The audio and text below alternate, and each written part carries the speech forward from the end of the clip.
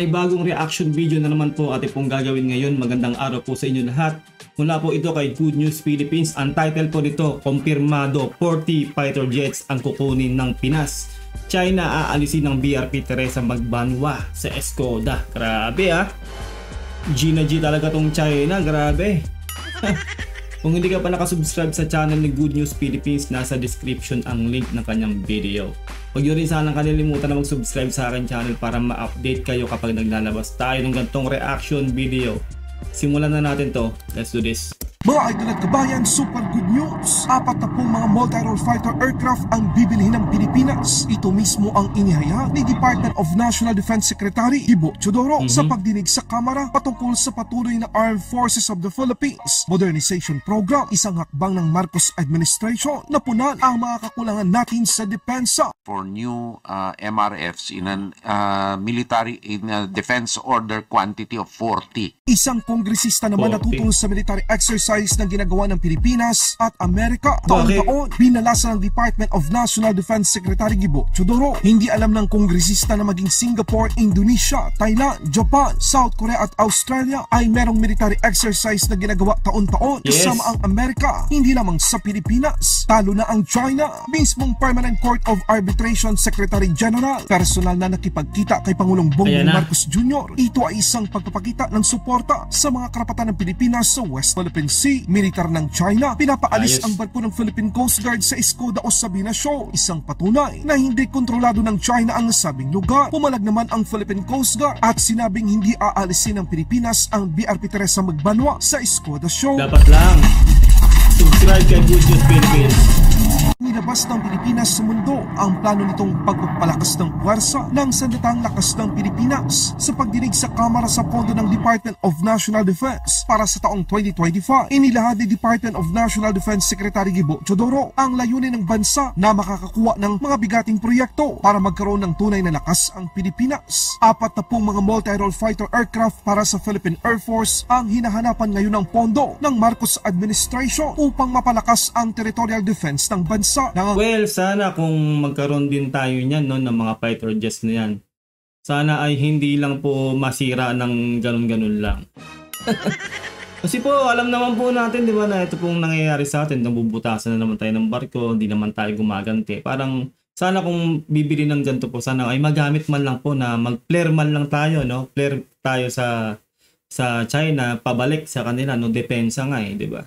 Tapos, yun nga, yung mga barko natin ay talagang pumalag na po dahil kung tayo po ay gagastos ng bilyong-bilyong dolyar sa mga gantong equipment o gantong mga fighter jets. Tapos, hindi rin po natin mapapakinabangan o hindi din po tayo makakaganti o dedepensa sa China ay sayang lang po ang perang pondo dyan.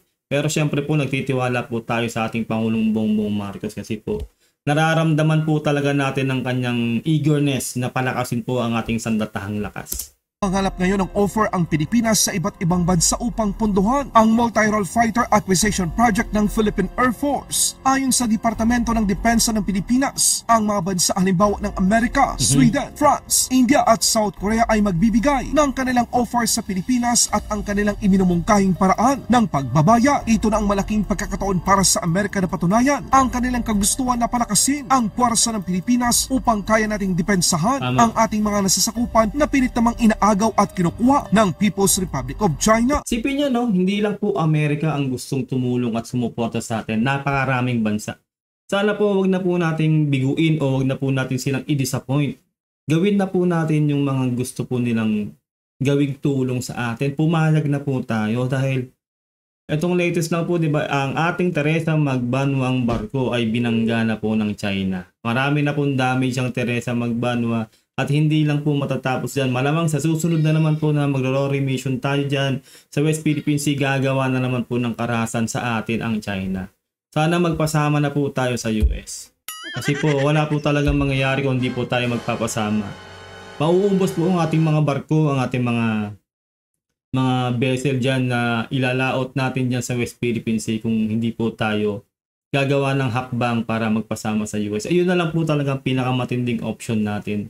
Kasi alam natin na iiwas po ang China sa atin dyan sa West Philippine Sea kapag kasama natin ng US. So now we are open for tenders, Your Honor, for new MRFs in a defense order quantity of 40. Yes. However, they have to submit the proposed financing package where we can spread out the financing. If you notice ho, itong mga MICA, and sinabi ko din po sa planners, bakit ang 5 taon lang ang MICA natin? Inaano natin yung payment ng 5 taon. Ihabaan natin para mas ma-afford nung ano. Tapos may iba na kumakagat sa schemes na no pay muna sa ilang years, tapos starting on the 7th year, ang laki naman ng amortization.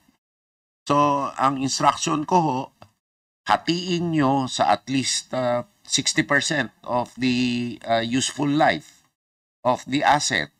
Ganun kahaba dapat ang financing para mas digestible ng ekonomiya. And then, kung ma-syndicate yung loan, spread ang risk, mas mababa ang interest rate. So, yun po ang pinag-uusapan namin ngayon. Kasi dapat hindi ho kakayanin kung gaa talaga. Sa ibang balita naman mga kabayan, walang panalo ang China sa Pilipinas sa issue sa mga teritoryo sa West Philippine Sea. Mismong opisyal ng Permanent Court of Arbitration nakipagkita kay Pangulong Marcos Jr. Nice. Isang pagpapakita ng respeto at suporta ng Permanent Court of Arbitration sa Pilipinas. Hindi ka pa ba nakasubscribe sa aking channel? Dapat mag-subscribe ka na. Kasi road to 100k subscribers na ang ating channel. At kapag na-reach natin ang 100k subscribers, magkakaroon tayo ng cellphone giveaway. Kaya stay active, like our video, syempre share this video and always subscribe. Mag-iingat po kayo lahat. Maraming salamat. Back to the video. Of course, Philippines right now, the permanent arbitration is an important part of our foreign policy, considering all of the challenges that we are facing now. Our continuing adherence to international law. The Court of Arbitration is one area where we can say but that is an argument that we can make and have made in several instances. Palakpakan po natin ang ating Pangulong Bongbong Marcos. Grabe. Ito po, no, lamang na lamang po talaga tayo po pa ang dinayo ng PMA, ng Permanent Court Arbitration. Isipin niyo yan, no. Yan po ang nag-award sa atin ng ating teritoryo. Kaya malaki po ang bagay na ang ating Pangulo po ngayon ay si Pangulong Bongbong Marcos. Kasi po lahat po ng ginagawa po niya ay hindi po lumalabag sa batas. Tayo po ay saklaw sa batas, no? Ginagawa po natin lahat ng legal doon po sa international law. Kaya ang laki po ng laban natin. Ngayon po, ito pong pag-uusap nila na to, hindi po natin alam kung ano pong matinding o malalim na pinag-usapan po nila rito. Pero ito po ang makikita po natin dito na matindi po ang pagsuporta sa atin mismo ng PMA. No, kaya wag po tayo mawawalan ng loob, although gigil na po talaga tayo sa ginagawa sa atin ng China. Sa tingin ko po ay may matinding plano pong gagawin ang ating Pangulong Bongbong Marcos na magugulat na lang po talaga tayo. At dito po sa nakikita po ngayon natin ay lamang po talaga tayo dahil tayo po ang legal na nagmamay-ari ng ating teritoryo na yan dyan. Kaya palakpakan natin Pangulong Bongbong Marcos. Solid, no? Hindi po nasayang ang boto natin kay Pangulong Bongbong Marcos. Matapos ang matagumpay na resupply mission ng Pilipinas sa Escudo Shoal, nanawagan naman ang China na dapat alisin na ng Pilipinas ang BRP Teresa Magbanwa MRRV 9701 sa Escudo Shoal. Nangangahulugang takot at hindi kayang alisin ng puwersa ng China ang barko ng Pilipinas dahil alam nilang mali sila, kaya nakikipag-usap sila na tayo mismo ang aalis sa lugar. Hindi talaga tayo hindi tayo magpapatinag diyan. Bagamat tayo po ay hinaharas sila at nadadamay siyang ating mga barko. Yung napanood natin kanina lang, no, pinuntahan pa tayo mismo nung head yung nag-award sa atin sa arbitral. Kaya ang laki po ng natin dito, ang laki po ng lamang natin sa China. Kasi po sila, kumbaga sila ang aggressor dito. Tayo po ay talagang nasa legal. Lahat po ng halos ginagawa natin diyan sa West Philippines. Kaya naman po pala na talagang hindi po tayo pumapalag sa kanila kasi ganito po yung magandang kahihinatnan. Although, 'di ba, hindi po porke pinuntahan tayo niyan ay mag-sitting pretty na po tayo para sa akin po ay magpasama pa rin tayo sa US o talagang pumalag na po tayo sa China.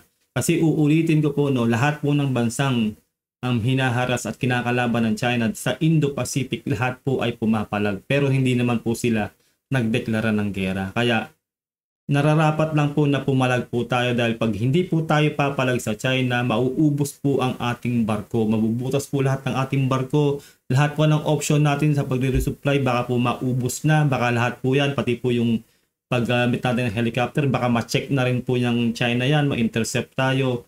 Lalo pong mahihirapan po ang ating mga sundalo naka-station sa Teresa Magbanwa at sa BRP Sierra Madre na masupplyan natin. Kaya dapat po talaga na makipag-usap na po tayo sa US, sasamahan tayo dyan sa West Philippine Sea.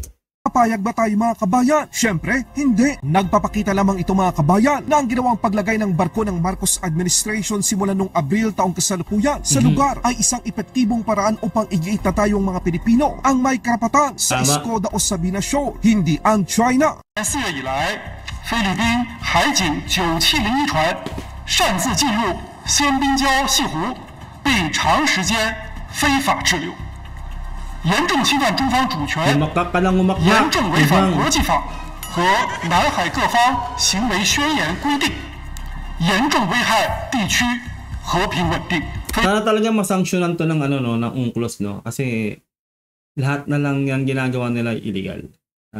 Pumapasok sila sa teritoryo natin na sinasabi nga nila na tayo daw ang sumisira ng batas kasi teritoryo daw nila yan, binabaliktad tayo, di ba? Binabangga tayo, piniplayer tayo, lahat na po ginawa sa atin eh. Sana masanksyonan po sila ng UNCLOS. 对方应立即采取行动，从仙宾礁撤船、撤人，恢复该礁无人、无设施状态。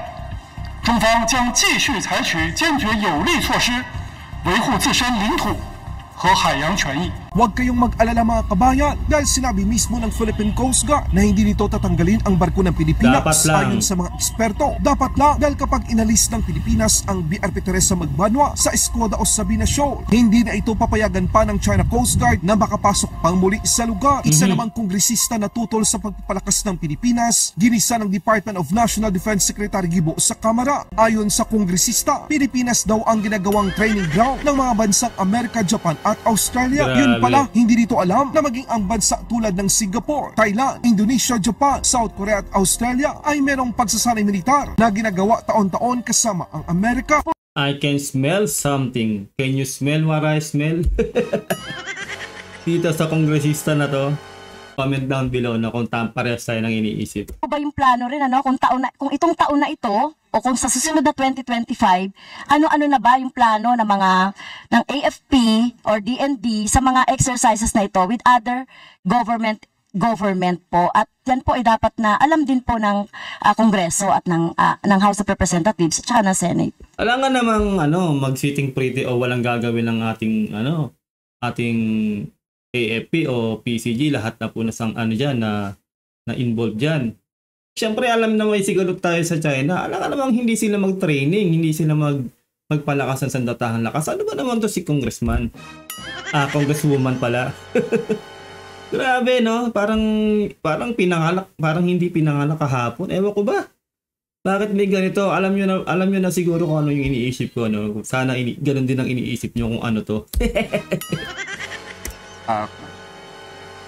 I will answer ho in 3 parts. For the information of the honorable member, hindi lang po Pilipinas ang site sa ASEAN ng multilateral exercises. Indonesia, yung exercise Garuda, ginagampanan po ngayon. Thailand, ang COP Thunder, nandyan po. Singapore, nandyan din po, multilateral exercises. Vietnam, nandyan din po. Australia, nag-participate din po ngayon. Japan, South Korea, lahat po nag-e-eksersisyo. Lahat ng bansa, hindi lang po tayo. Pahiya no? Ay nako, parang alam mo yun, parang ewan ko kung nasa kuweba ba siya nakatira, ba't di niya alam yung nangyayari? Tayo nga no? Ordinary mamamayan, alam natin yung nangyayari. Siya parang hindi niya alam. I can smell something. Ay nako, hindi talaga sila basta mauubos, no? Alam niyo na yung mga ganyang taktika. Lahat po nag-e-eksersisyo. lahat ng bansa, hindi lang po tayo. Secondly, dadagdagan natin ang multilateral cooperative activities Yes. dito. Kalinsabay ng mga kaalyado mga bansa. Pangatlo po, walang koneksyon ang fisher folk natin ang pagharang ng China sa fisher folk natin sa mga exercises. Ito po ay sariling gawa ng unilateral at illegal na activities ng China. Tama. At pag tayo po ay bibigay dito, we are appeasing them and not negotiating with China. Lakpakan natin si Sec Kibo, no? Naribat niya ng matindi, no? Wala na. Kumbaga, ang boto na natin dito kay Sec Kibo dahil eto, no? Talagang, ano na niya, kumbaga, ang tindi ng mga bars na binitawan dito ni Sec Kibo, eh. Wala na. Kumbaga, parang kasing walang kamuhang-muhang tong kongresista na to. Di ba niya alam yung nangyayari? Bakit ganun siya magsalita? Parang gusto niya pang pigilan yung mga ganung exercise natin. Kailangan nga natin yun, eh. Yung mga ganung exercise dahil unang-una sa lahat, sobrang na po tayo, delayed na tayo, sobrang hindi na po tayo updated sa mga matinding gadget, yung mga matinding firearms, di ba? Lahat po yan yung mga missile system, di na po natin alam yan. Kailangan po talaga natin mag-upgrade, kailangan po i-training ang ating mga kasundaluhan para malaman nila kung paano mag-operate ng mga ganyan. Kumbaga sobrang hina na nga po lang ating sandatahang lakas. Parang gusto pang pigilan ng kongresista na yon na magkaroon po tayo ng mga ganong exercise. Hindi naman po pwede yon, syempre, di ba? Kudos dito po kay Sec Kibo, no? Sobrang kudos. At isinasakripisyo po natin ang kasarilan natin. Iyan po, hindi natin pwedeng gawin. Ngayon po, baka may sariling opinion po ang butihing representante, ngunit yan po ang malinaw na kautusan ng ating Yes. Pangulo ayon sa saligang batas natin. Di ba? Utos ni Pangulong Bongbong Marcos. Palakpakan natin si Sec Kibo. Di ba? Sumusunod siya sa utos ng Pangulong Bongbong Marcos. Di ba? So wala na. Tameme na yun malamang. Alam na kung bakit parang gusto pang no? Tumulig sa o gusto pang pigilan ng mga exercise po na nangyayari po sa ating AFP. Grabe, no? Ayun lang po, ating po nagawa ng reaction video. Napakagandang video na ito ni Good News Philippines. Mag-subscribe ka sa channel niya. Nasa description ang link. Huwag mo rin sanang kalilimutan na mag-subscribe sa aking channel. Ingat po kayo lahat. God bless and peace out. Bye.